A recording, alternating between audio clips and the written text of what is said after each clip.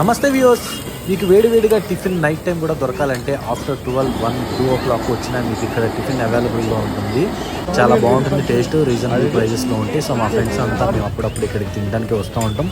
Mostly Vijayawada పీపుల్స్కి అయితే తెలిసే ఉంటుంది, బట్ తెలియని వాళ్ళకి, కొత్త వాళ్ళకైతే ఈ రీల్ ఉపయోగపడిద్ది అని అనుకుంటున్నాను. టిఫిన్ ఇక్కడే